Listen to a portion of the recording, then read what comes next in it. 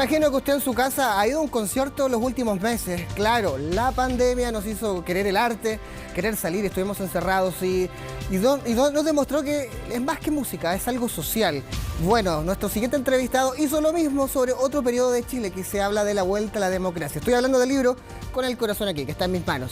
Nuestro entrevistado que está acá en pantalla es Christopher Rodríguez, para hablar de este libro que es más que rock, es más que arte, es más que todo, eso es social. ¿Cómo estás, Christopher? Hola, buenas, ¿cómo estás?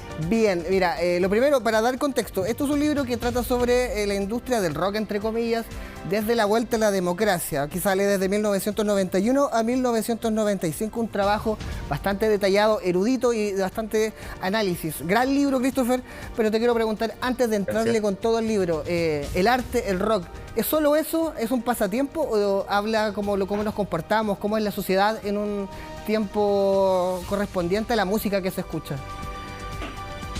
Yo creo que es ambas cosas. No es exclusivamente una manifestación del alma de los autores y de los artistas que cierto, son estos seres iluminados y talentosos que producen estas cosas maravillosas, ya sea la música o la fotografía, el cine, sino que también son representación simbólica de su época. El arte tiene un contexto, el arte tiene un soporte, el arte tiene un texto, y eso evidentemente habla del momento histórico en el cual ha sido desarrollado. Y en eso nos vamos a encontrar con las mismas respuestas, tanto para hablar de las pinturas del Renacimiento, del cine neorrealista italiano o del rock chileno. Eso ocurre en todo tipo de manifestaciones culturales. Evidentemente, el arte tiene un contrapeso histórico que es inherente a él, no hay duda. Así es, Christopher. Mira, entremos al libro porque, claro, yo partí hablando de los conciertos porque hablábamos previamente de la entrevista. Hay un boom por ir a consumir arte. Perdón, quiero ahí hacer el hincapié. ¿Se consume arte o se vive el arte en estos tiempos? Insisto que tampoco son conceptos excluyentes. No podemos desprender al arte de su industria económica que hay detrás. O sea, efectivamente, por mucho que el arte y la cultura sean este patrimonio del alma que se vive, se disfruta, también es parte de un engranaje económico comercial. Porque finalmente los trabajadores, la gente que se encarga, que trabaja en arte, son justamente eso, trabajadores. Y a veces se nos olvida que son trabajadores que se desarrollan dentro de un marco económico establecido. En el caso de nosotros actual, el capitalismo, por decirlo así muy francamente. Entonces hay que entender al artista también como un trabajador y es un negocio también y se consume también.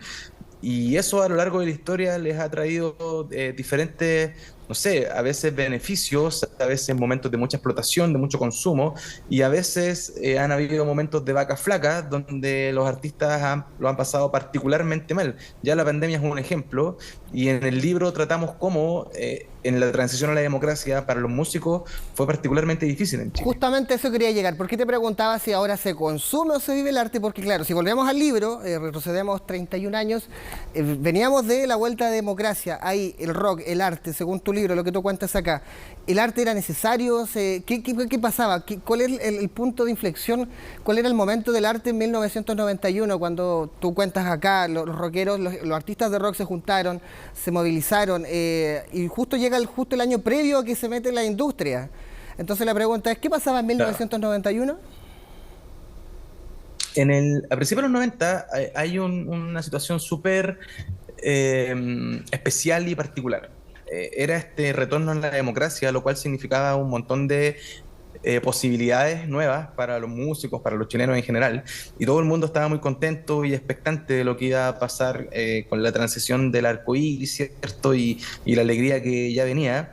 Y efectivamente la alegría llegó en gran medida para mucha gente, pero los artistas les costó un poco verlo. Los artistas se sintieron rápidamente muy traicionados y decepcionados. Eh, habían quienes pensaban Había quienes pensaban que el arte iba a jugar un rol fundamental en la reconstrucción moral, en la reconstrucción social de la nación chilena después del trauma dictatorial. Tenía el arte que ser un agente constructor de la democracia. Pero muchos vieron rápidamente que los que se le habían jugado el pellejo por luchar por la recuperación a la democracia, el año 91-92 ya estaban todos olvidados y sin trabajo. Mientras por otro lado se empezaba a desarrollar una industria, un sistema que francamente le importó poco el rol civilizador un poco del arte, o constructor o demócrata del arte, multicolor, tolerante, etcétera, que era lo que se esperaba en esa época.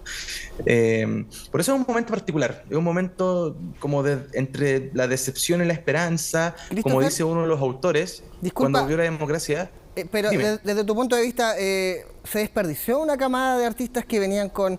Hay que recordar, en los 80 se tocaba por Matucana, habían tocatas clandestinas en dictadura, en toques de queda, había movimiento, una cosa es que no fuera visible, pero estaban pasando cosas en Chile que fue lo que terminó gestando el 87. La pregunta es, ¿esto se puede hacer un símil con finales de los 60, 70, cuando teníamos quizás la camada de cineastas más impresionante que ha tenido Chile en el último milenio, el último siglo, perdón? Me alargué mucho con la historia del cine. ¿Tiene que ver con eso? Gente entusiasta, con ganas con rabia, con mensajes que dar, que se pierde en un año, que se trunca esta idea? ¿O tú crees que era el proceso normal de las cosas para que ya después del 95 estallara esto de que vinieran los grandes sellos y viene el disco de Chancho en Piedra, Tiro de Gracia, todo este boom en la industria? Son varias cosas. O sea, si nosotros vemos las transiciones de Argentina y de España, después de las dictaduras vino justamente esta primavera, la movida, ¿cierto? El Buenos Aires en llamas, el Madrid en llamas y una movida cultural super power. En el caso de nosotros no pasó. En el caso de nosotros, y responde tal vez a razones de larga data, la cultura chilena, si bien tuvo momentos muy poderosos en los años 60, como tú hablabas del cine o la nueva canción chilena, lo cierto es que históricamente nosotros tampoco habíamos logrado desarrollar una arquitectura cultural lo suficientemente fuerte. La dictadura realmente la votó, y si bien hubo continuidades, costó mucho rearmarla. Por lo tanto, nosotros llegamos al retorno a la democracia con una generación de músicos súper poderosos, en el caso de la música en particular, y artistas, tú hablas de Matucana, el Trolli, artistas de vanguardia y diversos que van desde Congreso a Fulano, desde de Quirusa a Los Prisioneros todavía, Lo Primero de la Ley, Los Tres, etcétera. Pero sin posibilidades de expresarse, sin posibilidades de poder expresar gráficamente lo que ellos estaban proponiendo. ¿Dónde grabar? ¿Dónde sonar? Las radios no estaban poniendo a nadie. La televisión no estaba poniendo a nadie. No habían espacios para tocar, o sea, la infraestructura era muy pobre. Y el Estado, por supuesto que tampoco existía mucho, porque la concertación hereda la política cultural de la dictadura tal cual, con muy pocos cambios. El Fondart se reformula, pero para de contar, no es que cambió la política cultural. Eh, por eso los primeros años fueron difíciles, fueron muy difíciles para el desarrollo artístico de los músicos, pese a estar en un contexto democrático, y pese a tener una generación notable de músicos diversos haciendo todo tipo de música. Christopher, te quiero hacer una pregunta ya mucho más global, porque claro, hablamos de una generación acá que se truncó el ideal principal, pero si uno revisa la historia de Chile, desde Violeta Parra, grandes artistas que no son reconocidos en el país, Jorge González, recordémoslo, ahora todo el mundo lo quiere, pero para finales del 99 tuvo que venir un programa de televisión abierta a confesar que tenía problemas con las drogas y que se fue a Cuba cuando todo el mundo lo ninguneaba. Hagamos memoria, los tres después del Unplugged se van a México y se separan porque no querían estar en Chile después del fracaso de Fome y La Sangre en el Cuerpo. Pasa, artistas y artistas que uno va revisando la historia y suele nunca terminar bien, o por lo menos si bien el Estado no da las herramientas para que sus carreras surjan y se haga una industria, siento que hay un desapego con el público finalmente, como que siempre tiene que haber un problema para reconciliarse en la etapa final. Algunos no, como Violeta, pudieron, pero ¿cómo analizas tú eso, y tomando en cuenta esta oportunidad que tenemos hoy en 2022 con la música urbana, que grandes artistas a nivel global están saliendo de acá? ¿Pasará lo mismo que tú ves en este libro? ¿Pasará lo mismo que pasó con Violeta? ¿Esos artistas van a crecer y se van a ir enojados del país? ¿Por qué pasa eso? Bueno, esperemos que no. Esperemos que... Bueno, nosotros hablamos del pago de Chile, como siempre. Yo creo que Chile es un país que quiere mucho Chile es un país muy musical. Chile es un país muy popero. Chile necesita y consume más música chilena de la que nosotros pensamos. No sé, puedo ver las listas de éxitos de la revista Ritmo y cómo el Pollo Fuente...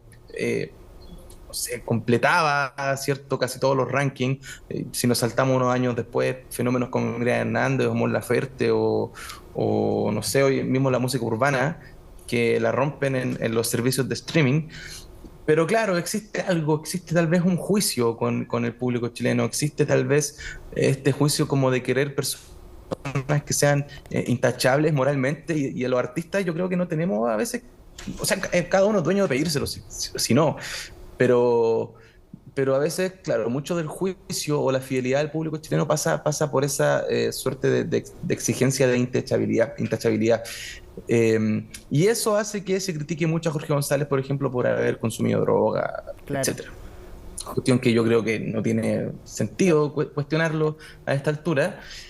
Pero si nosotros vamos viendo, cuando vino el estallido social, fue justamente una canción de Jorge González la que aglutinó a que medio millón de personas en la Alameda. Yo encuentro, Christopher, que lo importante es que el 2022, y como el libro que tengo en mis manos, lo voy a mostrar ahora, con el corazón aquí, nos ayuda a educarnos para no cometer los mismos errores. Encuentro que es muy válido que se baje la carrera de un artista porque en los años 80 o 50 abusó de alguien, golpeó. Eso no puede ser tolerado. En 2022 tenemos que ser personas completas y artistas, y eso está muy bien.